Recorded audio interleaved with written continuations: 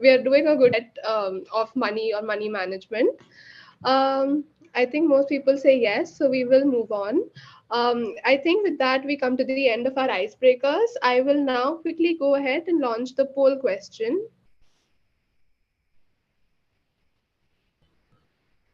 Okay, here's the first poll question. Do you think preparing a budget is required to manage your overall expenditure? Great. We have 90% people saying yes, it is vital. Some saying it is important, but they're not sure how to go about it. Steffi, can you repeat the question, please? Sure.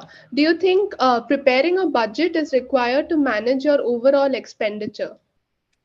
Is the poll question on your screens? Okay, most people go for yes, it is vital. And some say 19% also says it is important, but they're not sure how to go about it. Do not worry. We're here to change that. Okay, so I think I will end the poll now and hand it over to ma'am.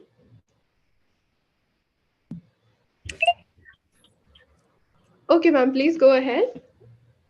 Neha, all yours. Surely looking forward. Okay. You just call me Neha. Sorry. I was like, who's ma'am? Oh, my bad. Okay, I'll need screen sharing rights. If you could just enable that, then I'm good to go. Done, Neha. Thank you. Hello, everybody. Welcome to such a wonderful topic. I think all those who've come to my sessions before, I think I have to admit every topic se pehle I say the same thing. It's such a wonderful topic. I think I just have a love for money. So every topic is so exciting. Okay, so let's get started with budgeting like a queen. Okay, so candid confessions for everybody, and this should I think this should let you all open your heart easily, that I did not budget for a very, very long time in my money life. Okay, so after you hear this, please know that at least the last person in this room who's judging whatever you're going to say is me. So I get it. If you don't budget, I heard a lot of people who said, no, we don't budget. And then interestingly, the next question was, do you think you should budget? And then everybody said, yes, we should, right? So I get that and I hear you. So the attempt in the next 1 hour is to look at this. Okay. Yeah. I'm going to just try my level best to give you a perspective which actually helped me start this journey of budgeting, the impact that it had for me. So everything that I'm going to share in the next 1 hour is a concept plus something which I've practically experienced with some examples from my life. And as usual, we're going to have lots of conversation. I'd love for you to be on the chat box actively for the next hour with me. Okay, so no sleeping. All right, for all those who are joining in for the first time, who am I? What is Womanista? My name is Neha Singh. I'm the founder of a platform called Womanista. For those who are confused with the name, let me just spell this out clearly for you. It's Woman, Money, Sisterhood. So WO, Money, and Star. That's it. It's so simple. We launched this with the intention to empower women through financial literacy and create a community of financially smart women. Very, very happy to be aligned with She Knows Money, which is doing exactly the same thing. So it's my pleasure to come in every fortnight and have a chat with all of you around a subject which I love. Till now, over the last 2 years, we've managed to have some accomplishments, been featured at multiple places, more importantly, impacted more than 8,000 plus women and still counting. Our focus has been personal finance courses. And early last year, we also launched a one-on-one financial consultation service exclusively for women, where we create customized financial plans and help women achieve their financial goals. For all of you in the room who've come with a baggage, carrying this baggage, I say this in every session. If you have a feeling, because I come from a non-finance background, I did not study commerce, I am very bad with numbers, and hence, I cannot manage my money. Please drop that baggage right now. The next 1 hour, I don't want you to come in with that barrier. Okay. So if anyone in the room out of the 43 people here today, if you're carrying that baggage, please write in the chat box, drop. I want you to drop that feeling that because I hate math, I cannot manage money. Because it's too complicated, I cannot manage my money. Right? So let's go. Let's have those barriers out there quitted before you get started. And interestingly, over the last 2 years, 85% women who've engaged with us again and again have actually been able to take action and become first-time investors. So welcome everyone. And I hope this session, the first session for 2023 is interesting enough to keep you hooked, to keep coming back for more sessions by Womanista. Let's get started on this topic called budgeting. Okay. Before I take off, I want you all, if you're savvy, you can scan this QR code, or I'm going to share a link in the chat box, and I want you to put down one word that comes to your mind instinctively when you hear the word budget. Okay. And we're going to create an awesome word cloud. Okay. So give me a second. I'm sharing the link. Stay with me. And we're going to have some fun here. Okay. I'm sharing the link with all of you in the chat box. And let's go crazy. Awesome. Can everybody access that link?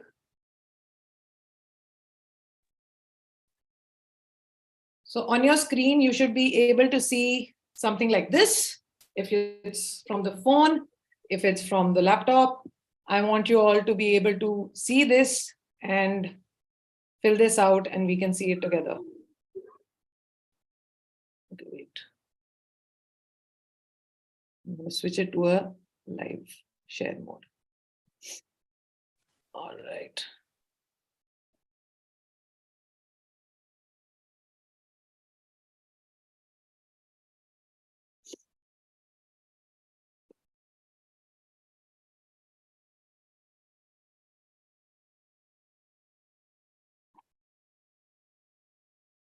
All right.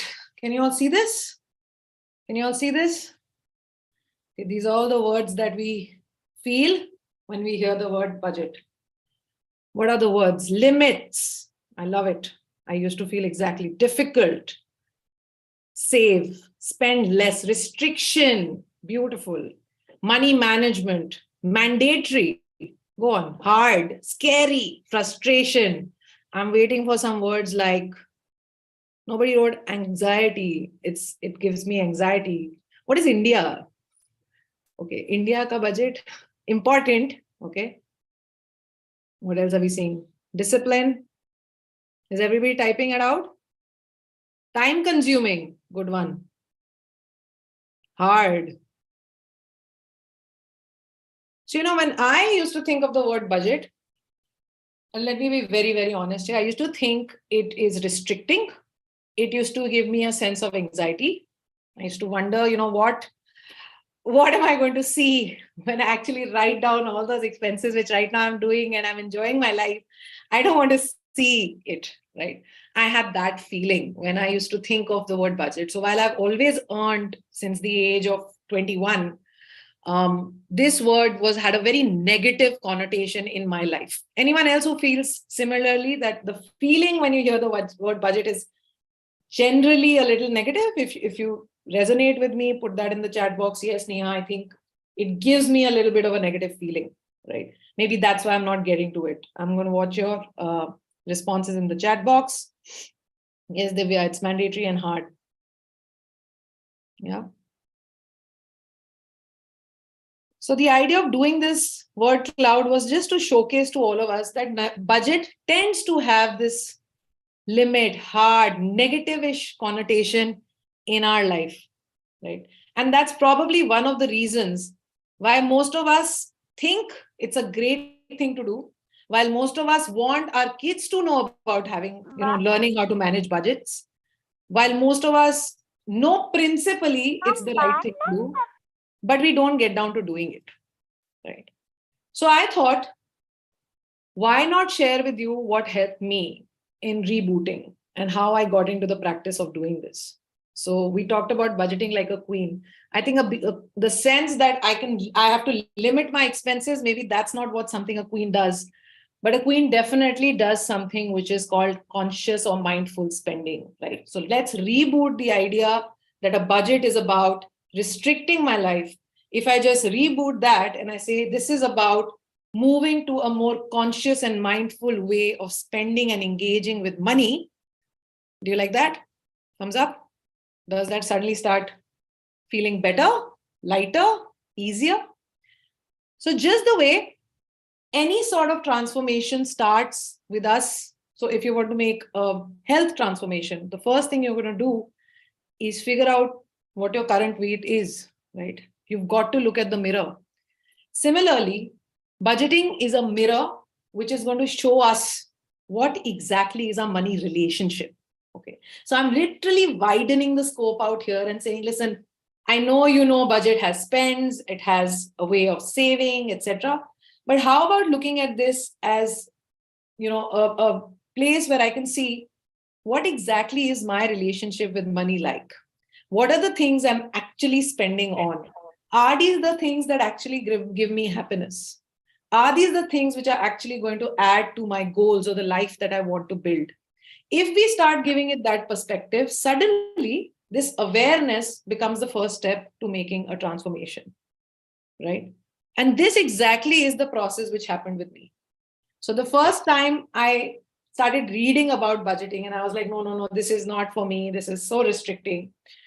I came across a wonderful book and I've shared this earlier. It's called Your Money or Your Life. And you can pick this up. And that book beautifully relates, this concept of having money and happiness. So what do you guys think? Having more money means having more happiness? Tell me in the chat box, what do you think? काश मेरे पास और पैसा होता तो मैं सब कुछ ही खरीद लेती, सारा मॉल खरीद लेती. Okay. Now, what are your thoughts on this? And I want you all to give this some thought. Depends on how you use it. Absolutely. Not happiness. No, definitely not. So money can buy you happiness. No, don't agree. It could be a source of happiness. It is not the only source though. Beautiful. Not really. Okay. Using money wisely can bring happiness. And I agree with that, right? So I would say, in fact, spending money wisely or spending money consciously can actually lead to happiness. Okay. But having more money, and I came across something which is called the fulfillment curve. You all have heard of the Maslow's need hierarchy? वो तो बचपन में सबने पढ़ा ही है. You ever heard of it? I mean, you've got to be really sleeping in class if you didn't hear of this one. It's just been there. Mr. Maslow has been around forever. Yeah. I would rather cry in Aston Martin rather than a Maruti. For sure. So my voice is echoing for some reason. I don't know. Maybe we can put everyone else on mute. So I came across this very interesting concept, which is called the fulfillment curve. Okay. Just like the Maslow's need hierarchy explains how our needs progress over life. This concept says that after a while, the more money you're spending, the incremental sense of happiness or fulfillment starts diminishing. Heard of diminishing utility? It's exactly that. So your first bite of Golgappa or first bite of that gulab jamun or first time that you have, walk into a beautiful mall, the first time of anything will make you feel really, really delighted, right? The sense of happiness is super high. But after you've got your survival, you've got your comforts, you've got that little luxury, right? So the Aston Martin, you made it, right? And then what happens? The overconsumption doesn't really add up. Okay. So it asks this beautiful question that what is your enough? And that's the question which actually triggered this thought in me that, you reach a point where you're spending and you're just mindlessly spending. And you start asking yourself, like, what's my enough? I have 5 pairs of jeans. What's my enough? How much am I going to keep buying of stuff? And where do I draw the line, right? So for me, personally, coming across this concept of having enough a mindful spending plan became a starting point of identifying what's my enough. Okay, what is going to be that comfort that I'm looking for? What is going to be that little luxury that I'm going to go after? Because life is not about constantly running after making money, right? There is a point at which you want fulfillment. So do you agree or don't agree? Tell me, have you heard of this fulfillment curve? Did you like this concept? Yes or no in the chat box. Interesting, different take on budgeting. Did you ever think that I'm going to start budgeting like this? So this is what happened, ladies, and this is why I consciously actually put pen to paper and said, hey, listen, I'm going to make my budget. Okay. And it's a practice I've been doing for many, many years now. And I do it rigorously, monthly, and without feeling any sort of stress anymore. Because now this is about, how you feel when somebody says you have to diet. Anybody feels that? Like when somebody tells me now I have to diet. As soon as somebody says diet, I feel like the sense of restriction. But as soon as somebody says, no, let's eat mindfully, somehow I feel, yeah, I can eat things I really like and I can get rid of things I don't really want to eat till the time I'm conscious. It's exactly that which happens in your mind, right? So this is the shift that I want you all to work towards. And if you want, don't call it a budget. Start calling it a mindful spending plan. Do whatever it takes to make you feel happier. Now, once you've come around to getting, to telling yourself, listen, this year I'm going to make a mindful spending plan. I'm going to be mindful about how I am using my money. Then comes the next step, which is how do you actually design something which is a smart budget? I read one of you said, I have a budget in my head, right? That's a very typical thing to do. Many times when I ask women, do you budget? And they say yes. And a lot of them will say, mota mota. It's there in my head, mota mota. I know it, right? Anyone else in the room who has this mota mota concept? It's there in my head broadly. I know how to do this. Anyone else who feels that way? Drop a yes in the chat box that, yeah, I look at my budgets like that. Today, I'm going to share with you a simple structure which can help you understand how to create a smart budget. And we're also going to work on a Little Womanista template, which you can download from the website. I'm going to show you how that works. So components of a smart budget, there are 4 parts to it. The first part is your income, anything which is an in-hand after-tax inflow. This could be your income if you're doing a budget for your family. It could be you and a partner, whoever. So do it collectively or individually, however you want. Easiest part. After that, instead of doing mota mota, we've broken it down into 2 segments, which is fixed and variable expenses. Fixed expenses are all those expenses which have to be paid irrespective of my income. I have to take care of this. So this could be something like my child's education. If you don't have an income, you're not going to stop paying that. This could be your groceries. This could be your rent. This could be your utilities like your electricity bill. Quick question. For how many of you do you think your Netflix subscription is your need? Put it in the chat box. What do you think of Netflix subscriptions? Need? Want? No? Want? So no one in the room who really enjoys watching Netflix or whatever it is that you watch. One subscription is a need. Luxury? No need, no want. Awesome. So what the point I'm trying to make is that for one person, it could be a need, and for another person, it could be a want. And there is no defined rule to this, by the way. Okay. You do not have to feel like I want a Netflix subscription, so that is not a need for me. Maybe it is a need for you if that's something that really relaxes you, right? So exactly. So if I don't watch it, I don't enjoy it, no need. The second part or the second section of your budget are your variable expenses. Now, what are variable expenses? So in case tomorrow I don't have a regular inflow or a lower inflow, what are those expenses which I can cut down or minimize? All of that becomes your wants. So stuff like, in my world, stuff like gifting is a variable expense. Shopping is a variable expense for me. If I have to, indulge myself in some extra grooming, that becomes a variable expense. So list down whatever you think would be 1 or 2 of your variable expenses. Tell me in the chat box, what do you think is a variable expense or a want for you? Let's hear it, let's admit it to ourselves. Shopping, dining out, yes, dining out could be a variable expense for us. Taking a holiday, for some people now, I know a lot of women who say travel is something that is super important for them, while for some people, travel is not a big deal. So you make the decision. Jewelry, interesting, clothes, shopping, events like birthdays, like gifting for me is a very big variable expense. I don't think of it as something I need to do as such. Eating out, ordering in, lending money to friends, impulsive shopping, right? And finally, the fourth section is whatever is left, you have your savings section, which gives you what amount you have to plan for your future self, right? How does one plan this? While there are many budgeting systems, one of the most popular ones and most talked about ones and fairly simple to implement is a 50-30-20 budgeting system. All it says is that whatever is your in-hand income, divide it into 3 categories. Your needs, wants, and savings, the categories we just spoke about. How can I divide it? 50% of this money goes towards your needs.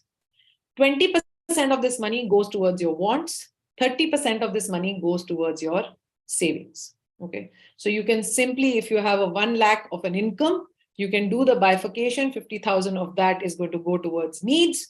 So you're going to measure that. Are you over that or less than that? You're going to look at 20,000 going towards your wants and 30,000 savings. Now, hear me out. The original principle says 20% savings and 30% wants. This is my take on this. Okay, where I'm saying, okay, I'm going to push you guys to do more savings, but feel free to do it the other way around, right? Feel free if you feel that you cannot do 30% savings, you can start with an ideal of 20% savings rate. You cannot do 20% savings. I would say just put a number to it, commit to a practice and start by saving that small amount. Doesn't matter. Okay. These systems are directional. They are done with the intention of giving you a starting point, but it doesn't mean that this is the only system that will work for you, right? I want to share a simple budgeting template, which we have curated. You can go and download this template from the Womanista website. I'm just going to show you where you can find this. Give me a second, and then we'll move forward.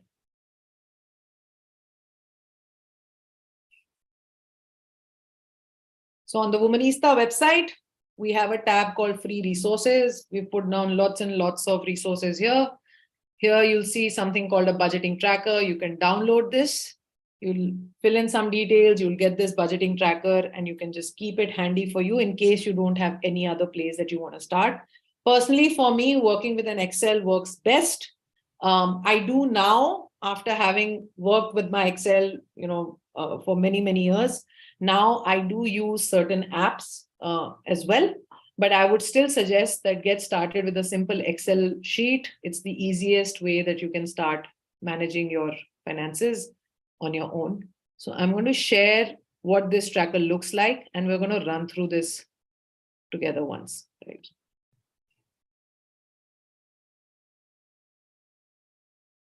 So when you'll download it, the attempt is to give you as many categories as possible so that you all have to not really come up and think of those categories on your own. It's broken down into the sections which I explained. It has an income section. Whatever is your salary in hand, you can feed that here.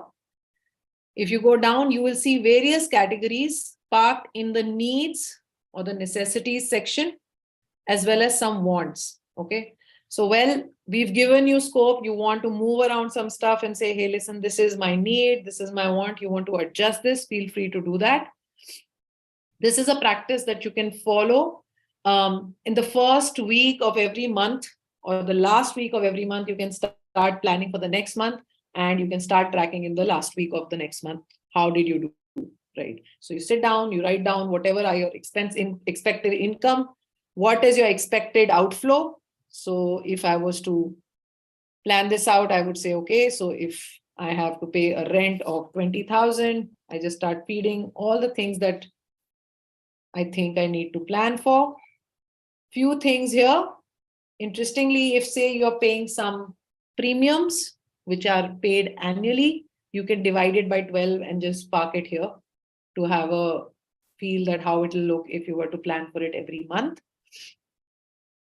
And on this right side, once you've done this, it will give you a split of your current needs, wants, and savings based on your total expenses and savings. So everything will show up here. You can feed in any monthly investments you're making. You can feed them here. So it will show up that this is your total expenses and saving. What is the ideal basis your income as per the 50-30-20? That also shows up here. So if 50% for needs, so I would ideally be able to spend 25,000, but I can see that I'm spending way lot on my needs. This is where you can go back, find some why, why is this happening? What are the areas that I need to work on across these categories? The biggest difference that this activity made for me is that it started making me recognize what categories were just not aligned with my larger goals, right? For example, an example which I do use often is that one of my goals, like someone else in the room said, is to be healthier, fitter. And when I looked at the first time I did this exercise and I started looking at the amount of money I'm spending on my eating out and my ordering in, I quickly realized that this is not absolutely in alignment with what I want from my life. So you can do these little tweaks only if you have this split, upfront for you. If you just try to do mota hisab, that mota I spend this and mota I spend that, you will never be able to find or figure out what are those things which are not working for you. What are the things where you feel that guilt when you spend the money? So if you want to move to a mindfulness activity, this is a sheet or this is a way which can bring you largest amount of awareness. Tell me what you think. Do you think something like this would work for you? Yes, no, maybe something else. What do you think? You like it? How can I edit my budget tracker? Just download this. Yeah, I'm going to send the link, right? So I want you all to just do just a simple practice, which I would suggest. Try doing this activity just for 3 months. Okay, just 3 months is all. For all those who said in the beginning that no, we don't budget, Steffi included, I want you to just try this activity for 3 months. Okay, and I'm going to tell you some little hacks of how you could practice this. So we will send you the link as well. Otherwise, right at the end, I'll show you once again where you can go and download this tracker for your usage. All right. So we did the 50-30-20 principle. We have talked about mindful spending. Let's talk about a few questions which you might have. So here are some common questions that I've come across. Okay, and tell me if there's anyone in the room who can connect with this. How do I budget? Neha, this looks so ideal and great, but I don't have a fixed source of income. Okay, basically you're like me. Okay, you're figuring this out. You've got erratic income. Your income varies. What do? How do I budget? Okay, so here is a simple hack which you can use, something which I also use. Assume the average income of your last 12 months. Okay, if you've been getting an income for the last 6 months, take 6 months as a starting point. If you've been getting income for 1 quarter, take 1 quarter as a starting point. Doesn't matter. Remove anything which came as a one-time benefit. So at one time you got this big gift from someone, or you got this big order, which was out of the ordinary. I would say either remove it or bring it down to a more realistic number. And start with your assumption around that. This is especially useful for freelancers or business owners who are still building a stable sense of income. So it doesn't mean you don't budget, you just budget in a little bit of a using some approximations. Second question. How many of you have this question in the room? What if I can't stick to a budget? Anyone here who feels that I've tried this many times, boss, ye to hota hi nahi hai kabhi. Ankita. Jinsi, what if I can't stick to a budget? It always happens. Agreed, it happens all the time. nothing wrong with it. It's almost like you have your, I'm going to lose weight as like the annual resolution, right? There could be an absolutely. So there's always an emergency. And for that, we have talked about the emergency fund. So we park that aside that you already have. I'm working with the assumption that you've already built your emergency fund. If you haven't gone through that session, we did it last year. So you can go and check out that recording as well. But this is a very simple answer, okay?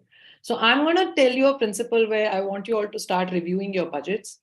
And I'm going to really ask you to honestly reflect whether this is an income problem or a spending problem. Okay.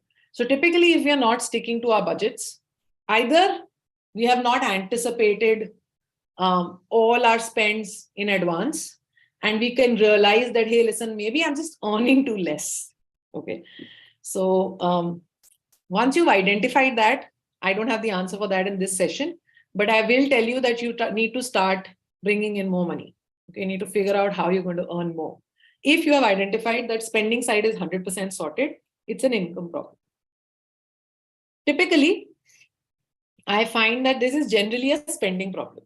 Okay, what happens is when we're budgeting, we're very optimistic. So we will, it's just the way a lot of times when women come and talk to me, and when they say, I want to buy myself an iPhone, I know it's an indulgence, but so, what happens is when we're writing something to ourselves also, we want to be right.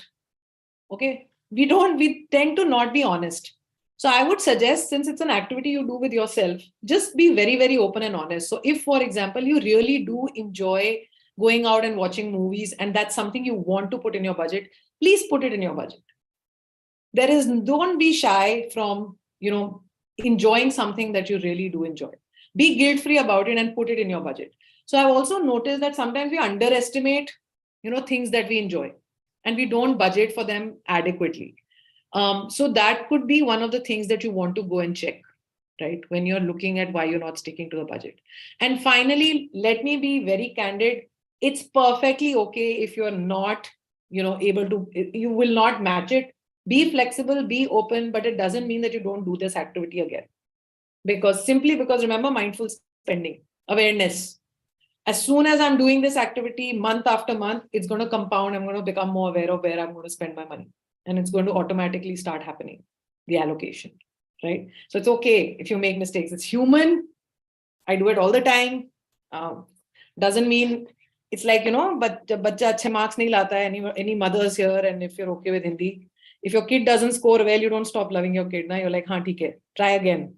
Mehnat karo, padho. Agli baar achhe marks aayenge.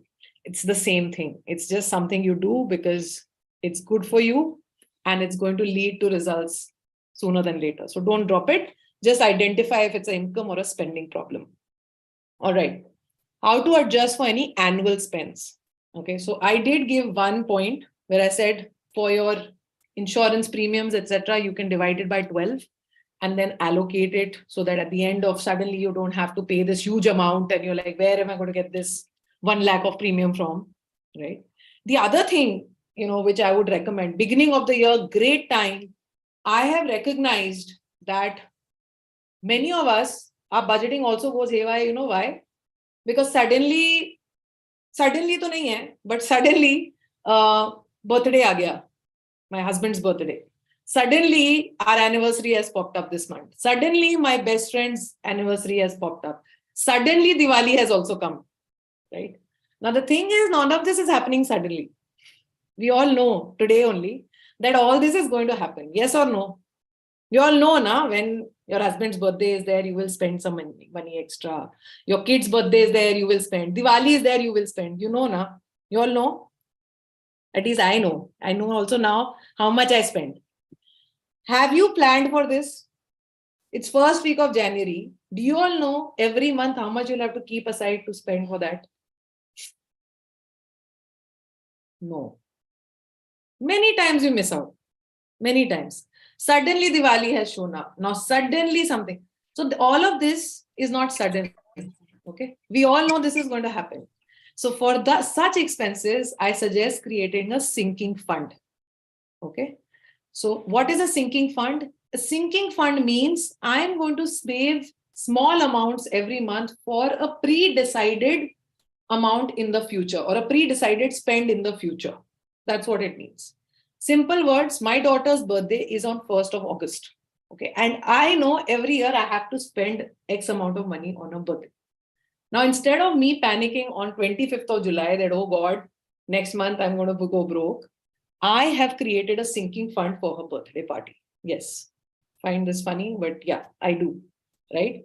I just divided the amount I'm going to spend and I have 7 months to go.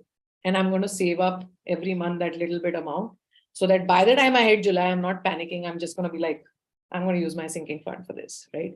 Absolutely. So ICICI has something called your iWish account. You can look at that. It's nothing but a recurring deposit that you can make related to your smaller goals. HDFC also has a passion account, something like that, again, linked to this process. Or you can just do this simply on your own. You can just make a RD, which is in the, link to that particular spend, and you can keep planning for it. Same with Diwali, right? So tell me, thumbs up, you like this idea? Are you going to implement this month? Because I know all of us have these expenses. Thumbs up, thumbs down. Okay, don't give me the thumbs down, just give me a thumbs up if you like the idea. +1. Great idea. We're going to do this in January itself. Yeah. Awesome. Plus infinity. I like it. All right. So before I wrap with the next 1 or 2 slides, I wanted to share a few hacks which have helped me also. And I would suggest that you also try these to go towards mindful spending. The first hack is to always have 2 bank accounts. Okay. For all those who have a regular income, it could be one account, could be whatever is your salary account or where you're having your income could become your spending, what I call as my kharcha account. Okay, from here, I manage my budget for the month and all my spends happen there. And the other account is my savings, which I call my freedom fund, right? Where I put every month, I put some money for myself, which is going to be my savings account. This is the simplest hack in the book, easiest to implement. If you have still not done this, I would suggest use January as the month that you're going to bifurcate your money into a savings and a spending account and give them that name. Okay, please give them that respect that this is my kharcha account and this is my freedom fund. Okay, first hack. Second hack, automate. Please don't rely on yourself. You can today in a world, you can automate your savings, you can automate your investments, you can automate your bill payments. So I would suggest as far as possible, bring in as much automation. What a simple thing which I used to do when I had a salary account is that on the first, my salary would hit, and on the second, I had already automated X% going into my own freedom fund. I had automated my rental payments. I had automated a few other utility bill payments, which I knew which I have to do.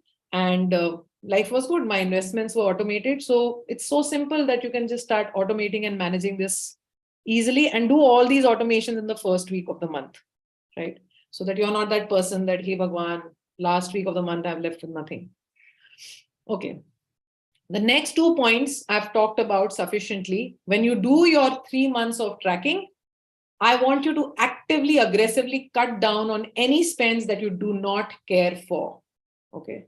This helps us become absolutely guilt-free when we spend. For example, today, when I have to say no to somebody for ABC thing, which I don't care for, I don't feel guilty at all. Okay. I'm absolutely comfortable saying, listen, I'm not going to spend money on this. And that there is no shame in it for me. And indulge on what you love. Research suggests going after experiences creates lasting happiness as compared to material things. Anyone agrees in this room? Spending on experiences over a period of time is shown to give you higher level of happiness than spending on material things, which give you immediate gratification. Yes, no, maybe, agree, disagree? Experience versus material things. Yeah. So this is something, no spending on material at all in my case. Yeah. So for example, one of the things which, I can share again, something from my experience that I actively started doing when I spend more time thinking about it, is that when I want to so one of my goals has been to build like a deeper connection with my daughter. I mean, like better relationship, etc., etc. So when I started doing my budgets, I recognized that many times, I was indulging in getting her things, right? And all I started doing is replace that things budget with let's do something together budget. So for example, if I was to go and do a class with her, or for example, if I would take her to a place like go out to for a day outing together, both of us, and spend similar amount of money, I started actively trading that, the experience what, instead of buying her things. So Ankita asked an example, the top of my head, something which I've done. So I'm just sharing that. But I think we all can try to do this. And interestingly, one of the things, again, a thing which I read, one of the experiences that a lot of people, it's called the Big Ben phenomena. I read it in a book. And what it means is that a lot of us who stay in a particular city, so people who are staying in London, when they were surveyed, they said they themselves have never visited like a Big Ben. So what we tend to do is the cities we live in, we don't think too much about going and spending times on those touristy spots or those nice, beautiful places which everybody's talking about, which itself could be a great experience and not a very expensive experience at all, right? So, which I agree. Maybe I spend less time going to Qutub Minar than maybe a tourist who comes and sees it. But point I'm making is that if you look around, you will find a lot more of these cheaper, lower cost experiences, which could be adding more happiness to you than going and just buying new things, right? And another hack which I really liked is make it a treat. Okay. So when something is available to us easily, we talked about this, the impact diminishes. So for example, if you're someone who enjoys chocolates, okay, treat yourself to that gradually and slowly. Don't go after it like I'm going to just spend all my money this month and go crazy. Break it into components and enjoy it gradually. So if you're someone who wants to indulge in taking a spa, make sure that you don't do it like as a regular practice. Do it once in a while, connect it with a special occasion, and make it a treat for you. So the same spend, every time it starts giving you that extra happiness. Okay. So I thought this was also a very interesting hack, which I am personally yet to use. But I feel that it would be such a useful thing to do, to just spread it out over the year and making it a treat for ourselves. So I love these hacks. If you have any more mindful spending hacks, please do feel free to share them with me as well. I'm always looking out for more ways to add to my mindful spending. One simple proposed action plan before we open the floor for questions is that get into the practice of having a monthly money date. Okay. Now, when we're younger, what is a date for us? Date. So what do you think when I say the word date?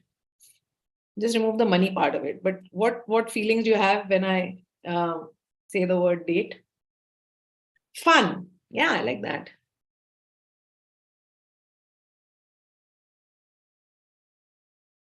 Happiness.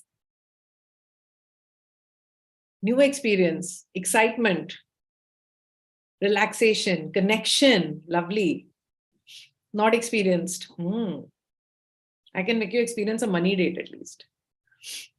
Sunday. Okay, I see the humor in that. Okay. Periods. Okay. So generally, okay, it'll be a combination of a lot of these words. Generally, the feeling when you have, okay, I'm going on a date would be around some amount of fun, connection, something adventurous, something joyful, right? Date is equal to unwanted headache. Hey, Bhagwan. Okay. I'm talking about a happy kind of a date, like maybe a date with my girlfriends, a date with my daughter. It could be like just a fun experience of connecting with someone. So take that concept and instead of making budgeting like a chore, replace it with having a money date with yourself, which means this is going to be my relaxed time. Put on some good music, sit in a place in your house which you love, like a comfy corner, and engage and build a relationship with your money. Instead of thinking of this as maths and calculation, I want you to take this time to sit down, reflect on your money spends for the last month. Okay. And some of the questions that you can go over when you're looking at your budget. So I've given you a budgeting sheet.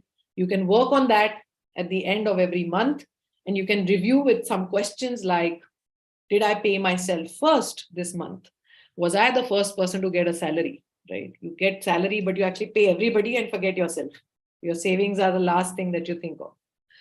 What spends did I do this month which added to my happiness or which got me closer to the kind of person I want to be? What spends can I edit or redirect? Like the example I gave you that, I'm spending a lot of money on eating out. So if I can redirect that money and get myself yoga classes, I'm going to feel better. So I can still eat out, but I have some money going to my yoga classes as well. Am I getting closer to my goals? So am I adequately saving the amount that I want to save? Am I feeling better through my spending pattern, through my mindful spending, that I'm doing things which I actually enjoy and love?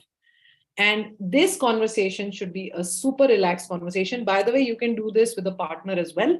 If you want to have a relationship where you're openly talking about money, this can be something that you all do together as partners in a happy space. And this would be my one suggestion or a proposed action that I would want you to take in January to get started with a much healthy money relationship. With that, we are going to come to the end of today's session. I'm open to taking questions.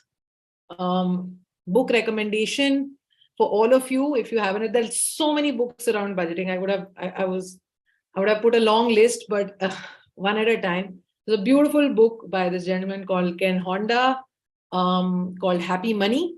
Okay. So he talks about the concept of happy or unhappy money. And so interestingly, money EQ and money IQ. A lot of us spend time on money IQ. I need to get the knowledge, etc. We don't spend enough time on behavior. So he's going to give you a little view on that. He has a section where he talks about 8 money personality types. It's a very interesting book. You can pick this up on Amazon, or you can just download a PDF online. And in case you want to have a one-on-one conversation, you can scan this code, book a one-on-one consultation with us, and we can help you with wherever you are on your money journey. Happy to take any questions as well as feedback. Did you enjoy this session? It was a little different from the regular investment stuff that we talk about.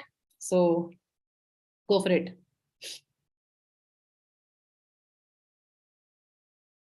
Money date you like? Me too. I love it, Asha. No questions? Let's see. Irrespective of income variability, could you give a bare minimum saving every month? So Divya, like I said, so let me throw this stat at you. The average saving rate in India is 20%. Okay. So maybe you can start by looking at it in that perspective, that are you able to save 20% of your income?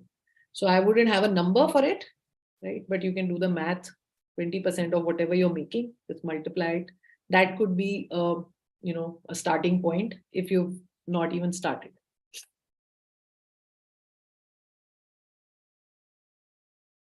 Thank you so much, Maria. I'm glad that the envelope method, I didn't talk about it today, but yeah.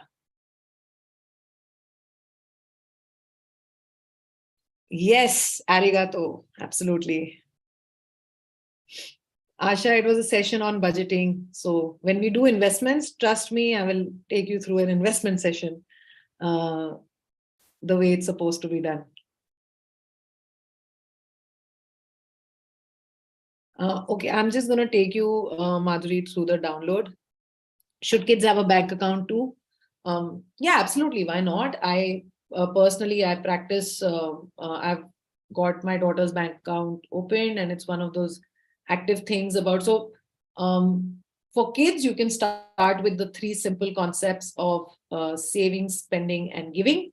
So 3 jars, you can look at that.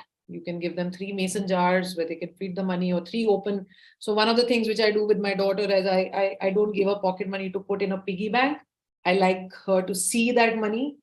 I know it's a little visual, but there is a glass jar where she will put that money, and then so that she can physically see it grow. Okay. All of that apparently is also very, very important for us, because when a child is looking at it grow, and we're now discussing concept of interest, etc. Absolutely. I mean, you kids learn from you. They get our largest money stories come from how we were raised, right? Please send the link. Okay, so let me just show it one more time. I'm going to put the link for the website in the chat box, and you all can then just go here.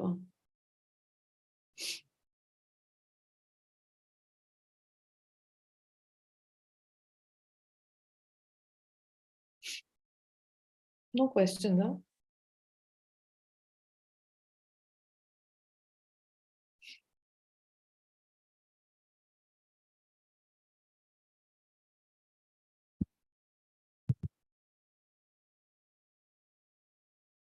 Thank you, Kushi.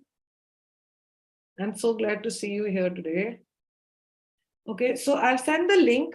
Okay, this is on our website, Womanista. You can just go, when you come to this free resources page, you can scroll down.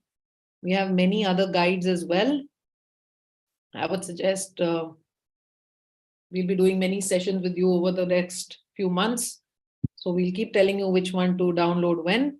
Download this, it will open in a Google Sheet. You can download it from there and then edit it. Okay, so the Google Sheet version will not be editable. Download it from there, and what I showed you today's session is what you will end up seeing. Yeah. So for all of you, the one thing which I want you to take away today is that if budget makes you feel limited, restricted, controlled, stressful, anxious, try shifting to a mindful spending plan. I'm sure that's something that will resonate more with you, just the way it did with me. Happy to have any questions, doubts, book a one-on-one session and we can have a chat. There is a question from Srilata. Yeah. Yes, yes. While you spoke about budgeting for the month of October, does it make sense to budget for long term also? What would be the challenges? So, typically, I personally, I work with an annual kind of a budget. Like, I don't think that doing something which is a very long. So for long term, you can do an investment plan, right? How will you start building for long term investments? But anticipating how exactly I'll be spending after a year might be a difficult thing to do. So when I'm looking at an annual plan, I'm looking more at the sinking fund concept, Srilata, where I'm trying to say, okay, this year, what are going to be those big spends I'm doing? So typically budgeting is something I like to do in the, I plan it monthly at the most on a quarter. And if I want to take a year-long view, I'll do that. Otherwise, investments is something that I plan to do for the long term. And budgeting becomes the first starting point. So one of you said, we want to talk about investments. Well, you can, but when you do your budgets is when you'll actually get your starting point. How much can you save? How much can you invest? So that's the way I use my budgets. Yes. So all your long term, anything that you're planning is going to come out of your savings and investment. And that amount comes from your budget. So you think of long term as investments rather than thinking of them as your budget. How much do I? So that comes into your saving and investment plan, right? Which we didn't touch today. We talked more around how do you allocate the money that's coming in into these 3 buckets. Once, for example, if you link this to investment, how it will work is I have a goal of planning for my kids' education, which means every month I have to save X amount of money. Where will I find this X amount of money? I go to my budget. That's how you have to use it, right? So if I can pull it out in some way, comfortable, theek hai. Nahi hai comfortable, then go to my budget. Where can I get this money? That's how you got to use this.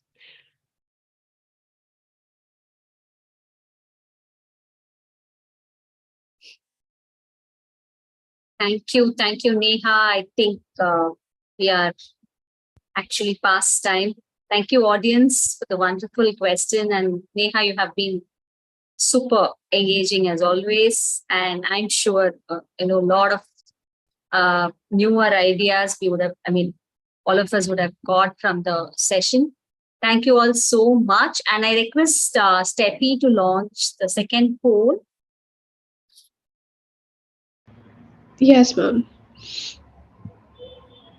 And while Steffi is launching, I'll just make a quick announcement. So throughout this year, 2023, we have planned really interesting topics for all of you as part of She Knows Money initiative. And the next session is going to be on the 19th Jan 6 to 7 on the topic basics of estate planning. So it's going to be a 5-part series. This is going to be done by our another partner, Elo. So they're going to come and talk to us on the importance of estate planning.